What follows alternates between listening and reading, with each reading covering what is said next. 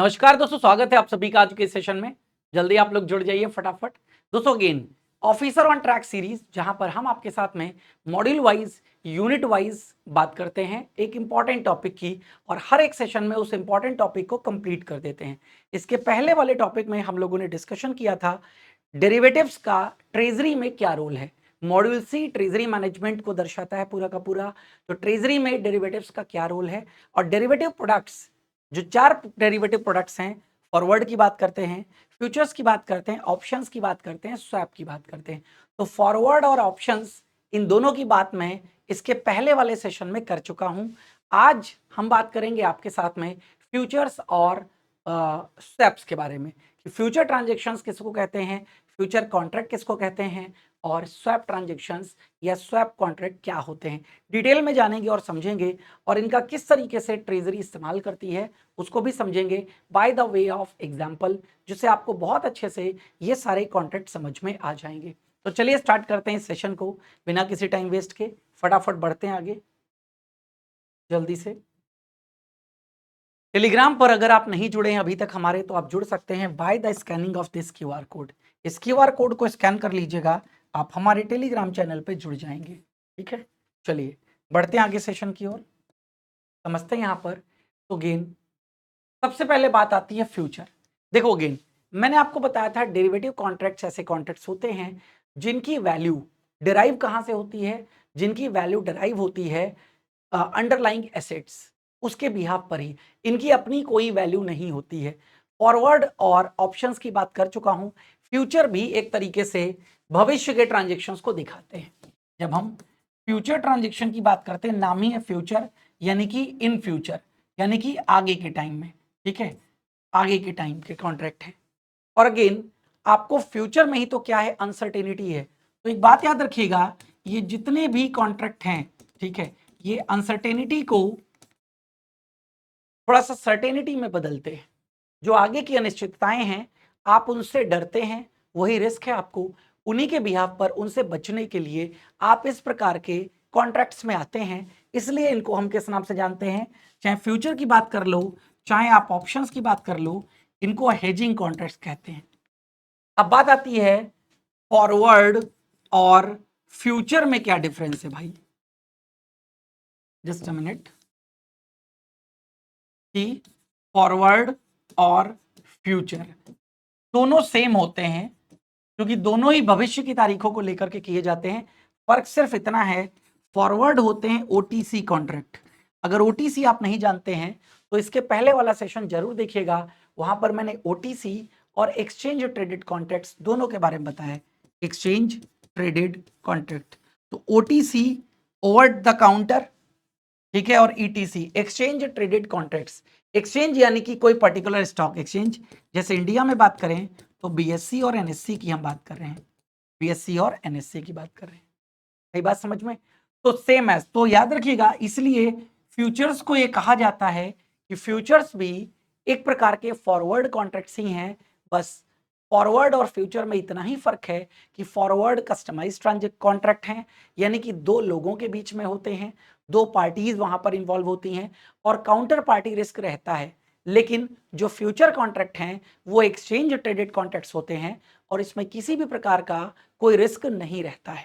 ये बात ध्यान रखिएगा, किसी भी प्रकार का कोई रिस्क यहाँ पर आपको नहीं मिलेगा। वही लिखा हुआ है, future contracts are forward contracts traded in a future exchange.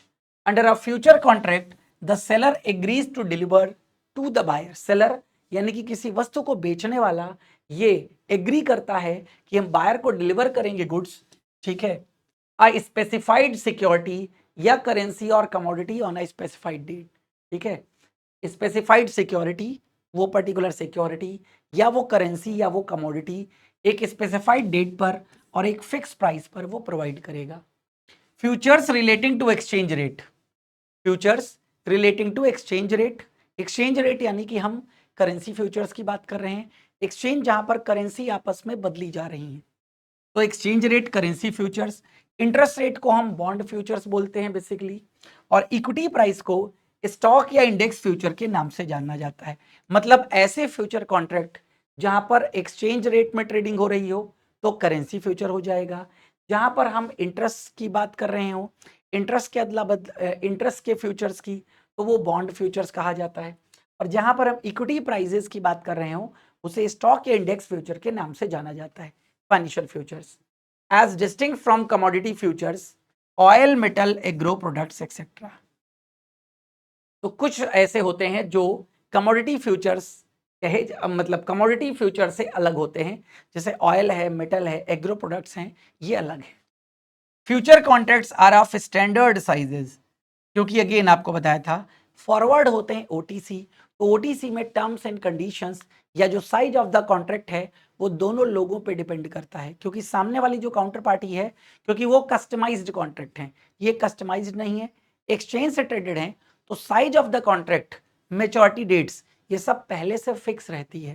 That's why लिखा है standard size with pre fixed settlement date, पहले से ही सेटलमेंट डेट फिक्स होती है, आप इनके डेट्स में बदलाव नहीं कर सकते हो, इनके साइज में, इनका जो लॉट है, जितने रुपए का भी लॉट है, उस लॉट में आप कोई बदलाव नहीं कर सकते। आप 1 लॉट, 2 लॉट, 3 लॉट, जितने लॉट चाहो उतने में परचेज कर सकते हो, लेकिन बदलाव नहीं कर सकते हो। देन जैसे नोट 10 रुपए का है, 20 रुपए का है, 50 रुपए का है, क्या नोट की वैल्यू में आप बदलाव कर सकते हो? नहीं। 10 रुपए का है तो 10 ही रुपए, आपको जरूरत 20 रुपए की है तो 10-10 के 2 नोट से काम चला लो, 20 रुपए के 1 नोट से काम चला लो, 5 रुपए के 4 नोट से काम चला लो, इस तरीके से आप कर सकते हो। अपने 20 को पूरा करने के लिए आप अपने हिसाब से एडजस्ट कर लो, बट उनकी वैल्यू में, रियल में कोई बदलाव आप नहीं कर सकते हो। ठीक है, समझिएगा आगे। एग्जाम्पल देखिएगा, सिनारियो, एक्सपोर्टर के केस में बात कर रहे हैं। एक्सपोर्टर, एक्सपोर्टर जिसने विदेश में सामान बेचा है, तो एक्सपोर्ट किस में रिसीव करता है? यूएस डॉलर में पैसा उसको मिलने वाला है, क्योंकि वो यूएसडी को रिसीव करेगा, क्योंकि उसने विदेश में सामान बेचा है। समझिएगा, an Indian exporter will receive USD 1 lakh after 3 months, 3 महीने बाद 1 लाख डॉलर उसको मिलेंगे। अभी का जो रेट चल रहा है स्पॉट यूएसडी आईएनआर कितना चल रहा है? 83 चल रहा है। अब again, he fears the rupee में एप्रिशिएट, एप्रिशिएट का मतलब है 83 रुपए से अगर रुपए 80 पे पहुंच जाता है, इसको एप्रिसिएशन ऑफ करेंसी बोलते हैं। और अगर 83 रुपए से 86 पे पहुंच जाएगा तो उसको बोलते हैं depreciation of currency. Depreciation of currency exporter के लिए बेनिफिशियल होता है, तो वो तो अच्छी बात है, वो डरता है कहीं अप्रिशिएट ना हो जाए। आज 83 रुपए प्रति डॉलर चल रहा है, लेकिन मुझे 1 लाख डॉलर मिलने वाले हैं 3 महीने बाद, तो आज ही के रेट की बात करें तो मुझे 83 लाख रुपए मिलने वाले हैं। लेकिन अगर आगे चल करके प्राइस 80 रुपीज हो गया पर डॉलर, ठीक है, तो यहाँ पर हमें 3 महीने बाद कितने रिसीव होंगे? 80 लाख रुपए। 3 लाख रुपए का हमारा नुकसान हो जाएगा। इसी नुकसान से वो बचना चाहता है, उसके लिए वो फ्यूचर कॉन्ट्रैक्ट करना चाहता है, टू हेज। हेज का मतलब है बचने के लिए। He sell USD INR futures on exchange, उसने यूएसडी आईएनआर फ्यूचर जो है उसको सेल कर दिया, यानी कि 3 महीने बाद हम बेचेंगे, क्योंकि इसके पास डॉलर आ जाएगा ना, तो ये 3 महीने बाद बेचेगा, तो इसको देना है तो सेल कॉन्ट्रैक्ट, इसको खरीदना होता तो परचेज कॉन्ट्रैक्ट। इसने क्या किया? अभी से 3 महीने बाद का यूएस डॉलर का फ्यूचर बेच दिया, सेल कर दिया। फ्यूचर कॉन्ट्रैक्ट साइज ये था 1000 पर लॉट। अब 1000 पर लॉट के लिए, 1 लाख के लिए उसने कितने लॉट पर काम कर लिया? 100 लॉट्स उसने खरीद लिए। एक लॉट कितने का था? 1000 का लॉट था एक, ठीक है, तो 100, उसको 1 लाख पूरा करना है डॉलर, तो 100 लॉट उसने परचेज कर लिए। यहां पर ऐसे ही साइजेस होते हैं लॉट के हिसाब से, तो 100 साइजेस उसने सेल कर दिए, 100 लॉट उसने सेल कर दिए। अब पहला केस है, अगर रूपी अप्रिशिएट कर दिया, 80 रुपए हो गया, तो एक्सपोर्टर्स का एक्चुअल इनफ्लो कितना होना चाहिए था? 1 लाख इंटू 80, 80 लाख, ठीक है। फ्यूचर पोजीशन, इसने कितने पे बेचा था फ्यूचर? 83 रुपए पर, तो इसको कितने रुपए का फायदा हो जाएगा? 3 रुपए का। अगर प्राइस 80 हो गया, तो उसने तो 83 रुपए में कॉन्ट्रैक्ट किया था ना, तो वो 83 में ही बेचेगा, तो क्या हो गया? उसको 3 लाख रुपए का प्रॉफिट मिल गया। तो नेट इनफ्लो जो 80 लाख आना था, इस पर 3 लाख रुपए का प्रॉफिट ऐड कर दीजिए, उसको कितने मिलेंगे? 83 लाख। ठीक है, ये तो केस 1 हो गया। लेकिन केस 2, अगर रूपी डेप्रिशिएट होगा तब क्या होगा? रूपी डेप्रिशिएट होगा, रूपी डेप्रिशिएट होगा तो एक्सपोर्टर के लिए अच्छी बात है। मान लो 83 रुपए से स्पॉट प्राइस कितना हो गया? 85 रुपए। अब यहाँ पर नेट इनफ्लो कितना होना चाहिए था, 1,00,000 इंटू 85, नेट इनफ्लो 85 लाख रुपए होना चाहिए था। बट फ्यूचर पोजीशन उसने कितने पर बेच दिया था, 83 रुपए पर बेच दिया था। तो नाउ सेटल्ड एट 85, तो लॉस उसको कितना हो गया, 2 लाख रुपए का लॉस हो गया। लेकिन जो फियर था उसका ना कि 83 से कम नहीं होना चाहिए, तो 83 से कम नहीं है ना, इन फ्यूचर जो प्राइस आपको मिल सकता था बस वो नहीं मिला, इन फ्यूचर आपको 83 लाख ही मिलेगा 85 होने के बावजूद भी, क्योंकि सामने वाला जो कॉन्ट्रैक्ट कर रहा है उसको भी तो अपनी साइड प्रॉफिट देखनी है। तो 2 लाख रुपए का उसको प्रॉफिट मिल जाएगा।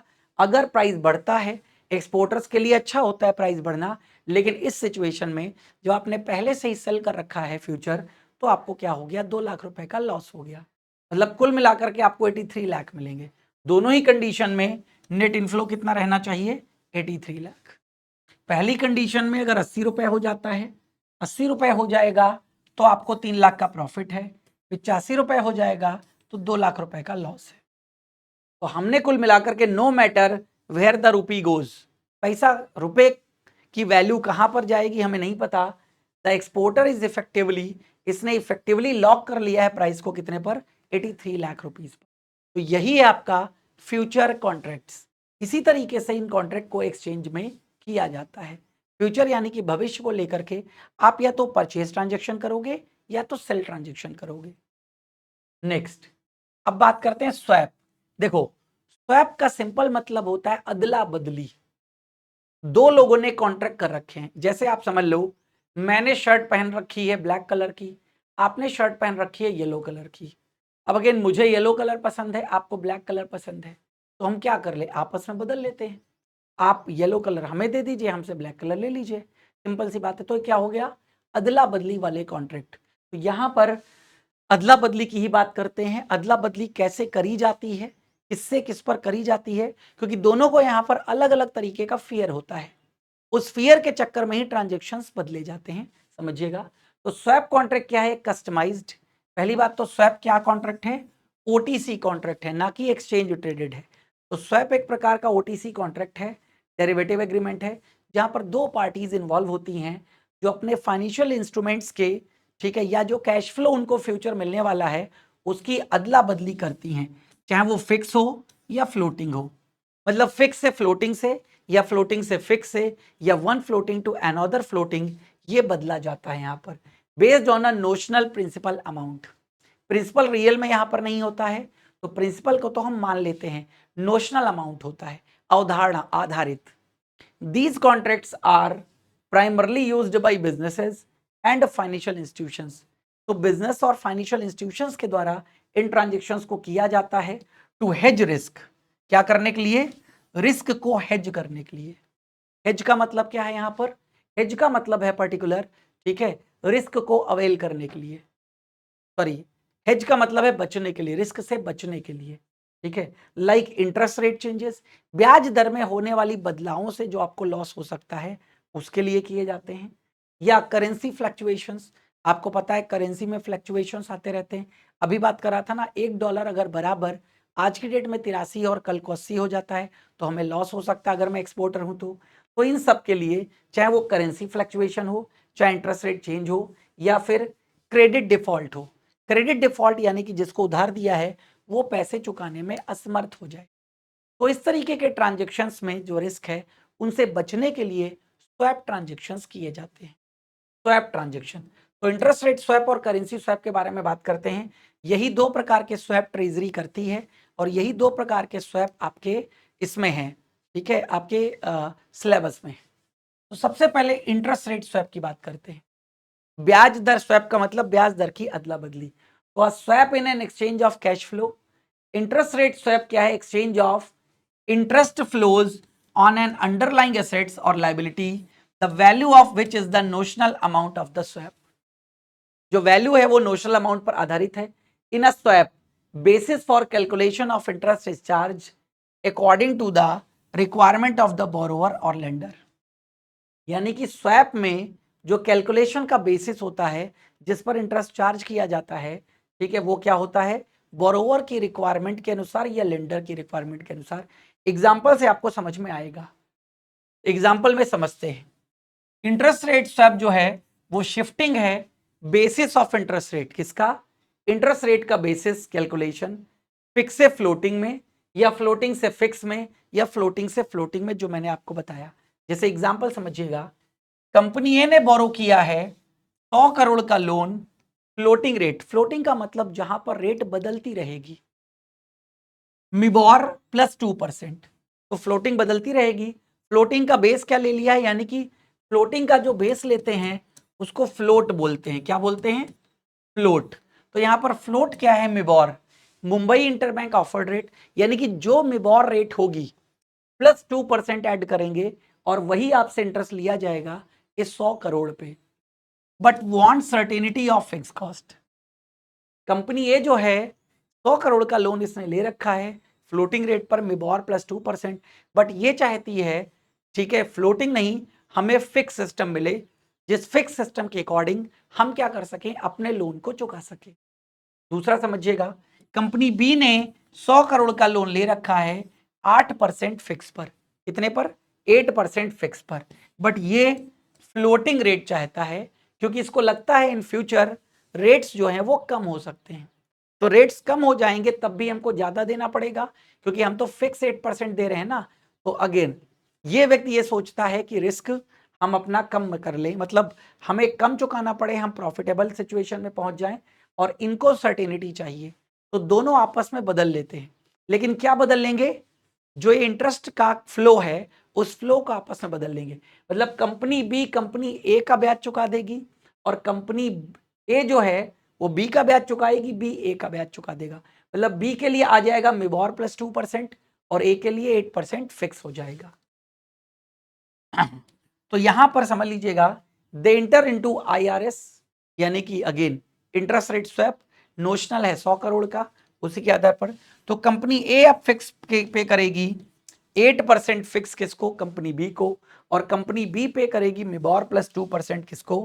कंपनी ए को। तो आपस में दोनों लोग जो सोचते थे वो उन्होंने पूरा कर लिया। ये सोचते थे आगे फ्यूचर में रेट्स कम होने वाली हैं, तो हम फ्लोटिंग रेट पर अगर अपना लोन कर पाएं तो ज़्यादा अच्छी बात है। और इन्होंने सोचा कि हमें सर्टेनिटी चाहिए चुकाने में, तो इन्होंने सर्टेन वाला ले लिया और इन्होंने फ्लेक्सिबल वाला ले लिया। यही होते हैं स्वैप ट्रांजेक्शन्स। अब इफेक्ट क्या होता है समझिएगा, कंपनी ए ने अपने फ्लोटिंग रेट लोन को 8% फिक्स रेट पर कन्वर्ट कर लिया, ठीक है।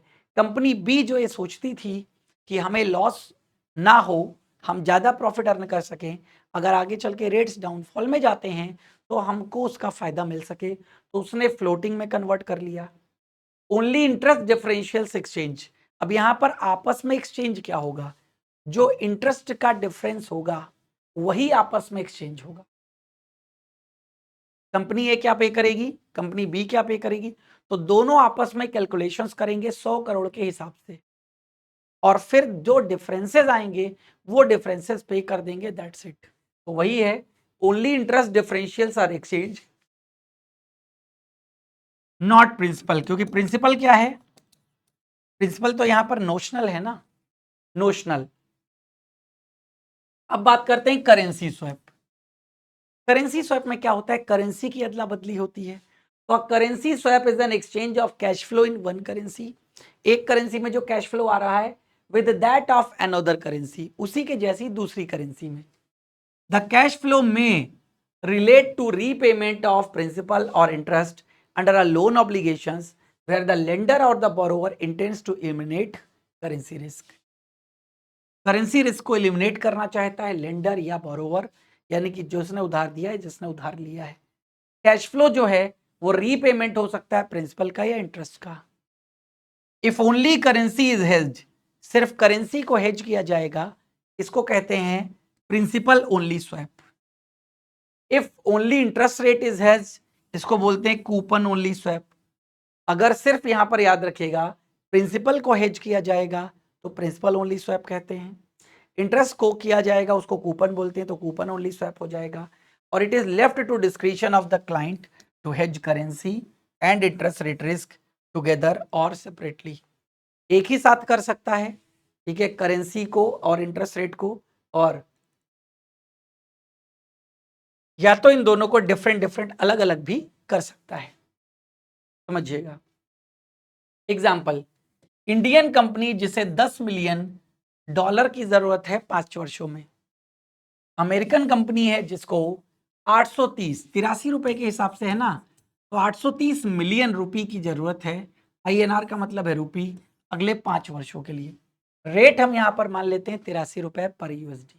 अब क्या होगा, दे इंटर इनटू CCS, CCS यानी कि अगेन करेंसी स्वैप की बात हो रही है यहां पर, ठीक है। स्टेप 1 क्या है, initial principal exchange. Indian company gives 830 million और रिसीव करेगी 10 million US dollar. Indian company ने 830 मिलियन दे दिया यूएस कंपनी को और यूएस से रिसीव कर लिया 10 मिलियन US डॉलर, क्योंकि इसको 10 मिलियन US डॉलर की जरूरत थी और इसको 830 मिलियन इंडियन रुपए की जरूरत थी। अब अगेन इसने दे दिया, अब आगे समझिएगा।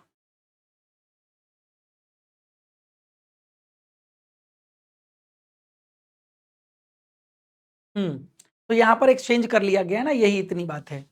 तो 830 मिलियन और 10 मिलियन, इन्होंने 830 मिलियन रिसीव कर लिया, ये इसके अकॉर्डिंग पे करेंगे, और उसने 10 मिलियन US डॉलर लिया है, उसके अकॉर्डिंग पे करेगा। और स्वैप की जब अवधि खत्म हो जाती है तो ट्रांजेक्शन वापस से रिवर्स कर दिए जाते हैं। अब जब इस ट्रांजेक्शन की अवधि खत्म हो जाएगी, 5 साल, 10 साल, 15 साल, तब इस ट्रांजेक्शन को वापस से शिफ्ट कर दिया जाएगा। फिर बात आती है ऑपरेशनल वेरिएंट्स। अब देखिएगा कौन कौन से। सबसे पहले यहां पर बात कर रहा हूं प्रिंसिपल ओनली स्वैप, जहां पर सिर्फ प्रिंसिपल को बदला जाएगा, इंटरेस्ट रेट को बदला नहीं जाएगा।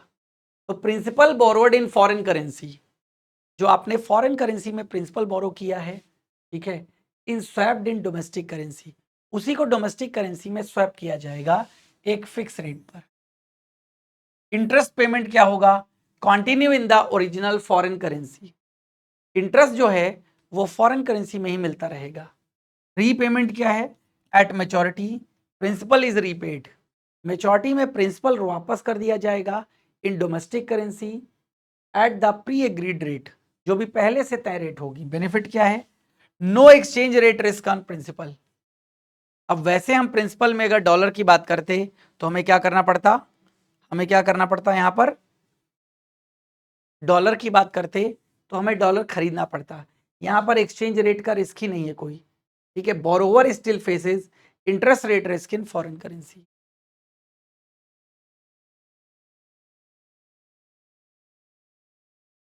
फिर नामी है कूपन ओनली स्वैप, यानी कि बोरोवर जो है वो फॉरेन करेंसी लोन, यानी कि प्रिंसिपल इन USD, इंटरेस्ट पेमेंट यहां पर कैसे होता है, instead of paying interest in USD, ब्याज जो US डॉलर में पे किया जाएगा, बोरोवर स्वैप कर लेता है तो किस में पे किया जाएगा, INR में, एग्रीड स्वैप रेट के आधार पर। Agreed,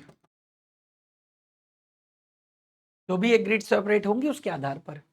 principal repayment still on foreign currency, principal repayment foreign currency में ही है as per original loan terms, क्योंकि हम कूपन ओनली स्वैप की बात कर रहे हैं। देन यूज केसेस क्या है, useful in principal, useful if principal is separately hedged via forward option or if borrower expects INR to appreciate, reducing effectively repayment in rupee terms। अब बात आती है दोनों प्रिंसिपल प्लस इंटरेस्ट दोनों, यानी कि complete swap of both principal interest. हम जो ट्रांजेक्शन सामने वाले के साथ में कर रहे हैं वहां पर प्रिंसिपल और इंटरेस्ट दोनों की अदला बदली करी जा रही है। तो इंटरेस्ट पेमेंट्स क्या होगा, बोरोवर पे करेगा interest fully in domestic currency, और प्रिंसिपल रीपेमेंट किस में होगा, also in INR at the agreed swap terms. Effect, तो करेंसी रिस्क और इंटरेस्ट रेट रिस्क, क्योंकि यहां पर करेंसी रिस्क को भी एलिमिनेट कर दिया गया है और इंटरेस्ट रेट रिस्क को तो एलिमिनेट कर ही दिया है। Borrowers foreign loan is effectively converted into a domestic loan, जो बोरोवर का फॉरेन लोन है वो इफेक्टिवली कन्वर्ट हो गया किसमें, एक डोमेस्टिक लोन में, एक डोमेस्टिक लोन में। Foreign currency loan US dollar में जो लोन लिया था वो इसके माध्यम से किस में कन्वर्ट हो गया, डोमेस्टिक करेंसी लोन में कन्वर्ट हो गया। तो यही था आपके लिए। उम्मीद करता हूं आपको फ्यूचर्स और स्वैप समझ में आ गया होगा, कोई डाउट नहीं होगी। टेलीग्राम पर हमसे जुड़ सकते हैं by the scanning of this QR code. अब दोस्तों, आज विश्वास दिवस सेल, जो साल की सबसे बड़ी सेल होती है PW की, उसमें उसका आज लास्ट डे है। तो जल्दी से जल्दी आप लोग अभी अगर हमारे पेड बैचेस में इनरोल नहीं कराए हैं तो इनरोल करा लीजिएगा। आपको pw.live पर जाना है और अगेन आपको गवर्नमेंट एग्जाम में इस तरीके से गवर्नमेंट एग्जाम जैब कैप, बस इस पर क्लिक कर देंगे, आपको जैब कैप का पूरा सेक्शन खुल जाएगा। इस सेक्शन में आप देख सकते हैं नंबर ऑफ बैचेस, जैसे CIB का महापैक अभी 75% डिस्काउंट के साथ में 1999 में अवेलेबल है, 1999 में। तो ये सेल चल रही है, ये सेल का आज लास्ट डे है यानी कि 10 मार्च। बाकी इंडिविजुअल बैचेस भी आप खरीद सकते हैं, जैसे अगेन CIB का फाउंडेशन बैच है 2.2। सब्जेक्ट वाइज अगर आप लेना चाहते हैं तो सब्जेक्ट वाइज भी बैचेस यहाँ पर अवेलेबल है, सब्जेक्ट वाइज। ठीक है, यहाँ लोड मोर करके आप लोग चेक कर सकते हैं। ये है ना CIB BFM फाउंडेशन कोर्स, इस तरीके से सब पे ऑफ चल रहा है। सोचिए 899 का 50% डिस्काउंट अप्लाइड है। तो महापैक आप लीजिए। महापैक में फायदा ये रहता है कि एक ही पैकेज आपके सारे के सारे जो दुख है उनको खत्म कर देता है, यानी कि इन फ्यूचर कोई और पैकेज परचेज करने की आवश्यकता आपको नहीं होती है, इसी से काम आपका चल जाएगा। फ्यूचर जो हम बैच लॉन्च करेंगे इस पैक में फ्री ऑफ कॉस्ट ऐड कर दिया जाएगा। तो एक वैलिडिटी के साथ में इसको परचेज कर लीजिए। ठीक है, 6 महीने, 1 साल या 2 साल, जैसी भी आपकी रिक्वायरमेंट हो, फिर उसके बाद जुड़िए हमारे साथ क्लासरूम्स में। तो उम्मीद करता हूँ आप लोग बहुत अच्छे होंगे। ठीक है, मिलते हैं अगले सेशन में, तब तक हमें दीजिए इजाज़त। Thank you.